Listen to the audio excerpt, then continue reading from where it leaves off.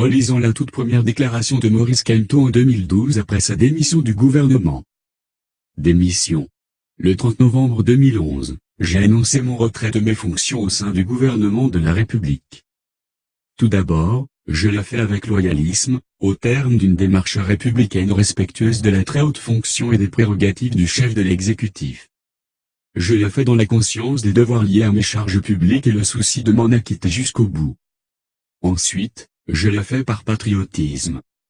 Ni l'argent ni les honneurs n'ont jamais été le mobile de mon dévouement au service du Cameroun. Nul n'a le monopole du patriotisme, entend dire quelquefois. Mais chacun le conçoit et le vit peut-être à sa manière. Le patriotisme, pour moi, c'est l'amour inconditionnel de son pays, la souffrance pour sa décadence, l'aspiration à son unité et à sa grandeur. Ce n'est ni le chauvinisme, ni une xénophobie, mais une invite à partager avec soi cet amour de son pays. Un fil invisible relie, en une chaîne ininterrompue, tous ceux qui, par leurs gestes communs, ont forgé au cours de l'histoire l'âme de notre peuple. Le Cameroun n'est pas et ne peut être une juxtaposition d'étrangers qui se côtoient. La magie que charrie ce mot habite chaque parcelle de ce concentré d'Afrique, chaque moment, chaque lieu où souffle l'esprit de ceux qui se sont offerts pour qu'advienne ce pays.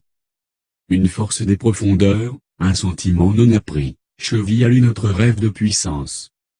Or, voici qu'une nation naguère rayonnante de prospérité, crainte et respectée dans ses zones d'influence naturelle et au-delà, est désormais banalisée, débordée de toutes parts dans l'indifférence ou peut-être l'impuissance. J'ai grandi dans l'idée que le Cameroun était voué à un destin exceptionnel. Des horizons professionnels alléchants à l'étranger m'ont plus d'une fois ouvert leurs bras. Jamais je ne m'y suis précipité. J'ai obtenu le diplôme terminal sanctionnant mes études de droit dans une université du sud de la France un vendredi. Un jour après, un dimanche de novembre 1983, j'étais à Yaoundé, brûlant d'apporter sa modeste contribution à ce qui s'annonçait alors comme la grande odyssée nationale sous la houlette d'un homme réputé intègre, fin lettré et moderne. J'ai refusé l'exil volontaire. Ceci est ma terre. J'y suis né. J'entends y vivre et contribuer à son développement, et y mourir quand viendra l'heure. En outre, je l'ai fait dans la fidélité à mon cheminement et à ma pensée profonde. Mon parcours n'est pas une énigme. Quelques repères jalonnent mon engagement. En 1979, l'année terminale de mes études de droit à l'université de Yaoundé, fut engagée une réforme des programmes et de la durée des études qui ramena la licence de 3 à 4 ans en faculté des sciences et en faculté des lettres et sciences humaines, mais la maintint à 4 ans en faculté de droit et des sciences économiques. Celle-ci se souleva contre cette discrimination d'autant plus vivement ressentie qu'elle n'avait guère été expliquée. Les étudiants de cette faculté me portèrent à la tête du mouvement de grève. On était alors sous la férule d'un pouvoir autocratique. Je fis de mon mieux pour porter la voix de mes camarades et au final nous eûmes gain de cause.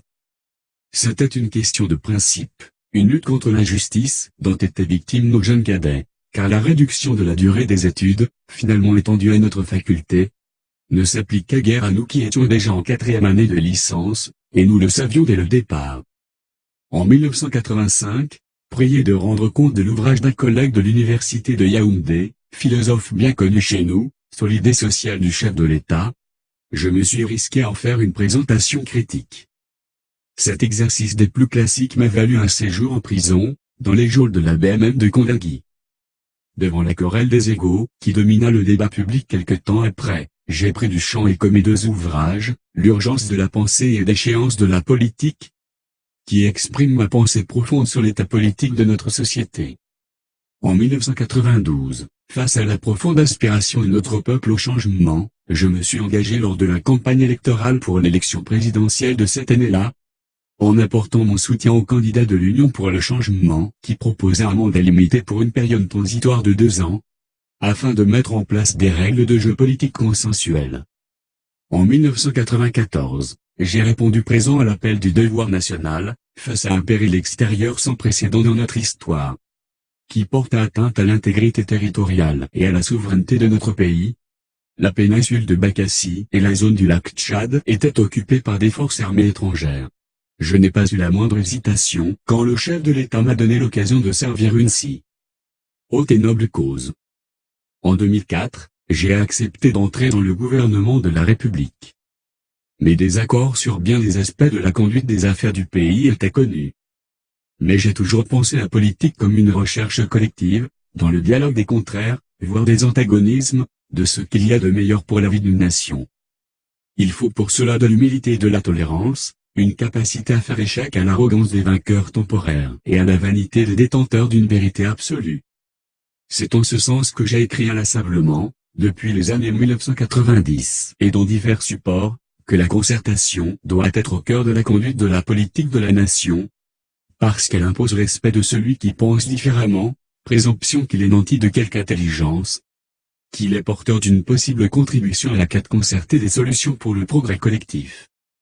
On ne peut pratiquer l'ostracisme politique et prétendre vrai pour le bien d'un peuple dans son ensemble. C'est pourquoi il m'a toujours paru indispensable de construire des ponts entre les compatriotes de bords politiques différents. Il n'y aura pas de grand soir où le Cameroun sera soudain vidé de tous ceux que nous n'aimons pas et où il ne restera plus que ceux qui pensent comme nous. Sur ce socle de réflexion, j'étais résolu à apporter ma pleine contribution pour la réussite du septennat, qui s'ouvrait en 2004 et qui était joliment baptisé septennat des grandes ambitions. Je rêvais le président de la République en bâtisseur. Il fallait qu'il entrât dans l'histoire dans cette stature, car je ne souhaite pas pour mon pays le ressac des recommencements infinis que rythment les échecs des hommes, et où l'histoire débute à chaque nouveau chef d'État comme s'il émergeait du néant. Je me suis donc engagé sans réserve et j'ai servi avec dévouement et loyauté absolue. Enfin, j'ai pris la décision du 30 novembre 2011 pour l'avenir. Les défis multiples du monde globalisé ébranlent même les vieilles et riches nations. Nous n'avons point identifié ceux auxquels sera confronté le Cameroun. En conséquence, nulle part nous ne préparons le pays à les relever. La nation camerounaise se fissure silencieusement, sous la puissance tellurique des guerres incompréhensibles mais fantasmées, puis alimentée et rendue acceptable. Je ne pouvais me résoudre à regarder indéfiniment instillé dans notre société ce venin du tribalisme qui empoisonnerait l'âme et la vie de la nation camerounaise, pour des générations encore. Le siècle avance cependant que le pays piétine. L'unanimisme politique a repris le dessus et la démocratie camerounaise régresse, n'offrant plus au peuple camerounais que le choix improbable entre un parti-État et lui-même. L'état de droit bégaie devant tant de violences inutiles et de familles qui crient justice en vain.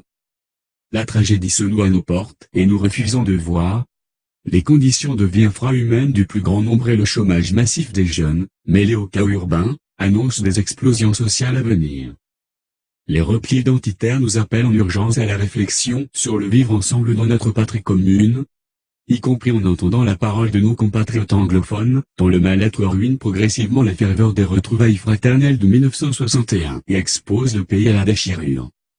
J'ai pris cette décision dans l'assurance que l'on peut offrir un autre futur à notre jeunesse nombreuse, ingénieuse et ardente, en actionnant les divers leviers de formation, de création de richesses et d'emplois, qui demeurent grippés par l'immobilisme et le manque d'imagination, par les pratiques destructrices de l'initiative et de l'audace.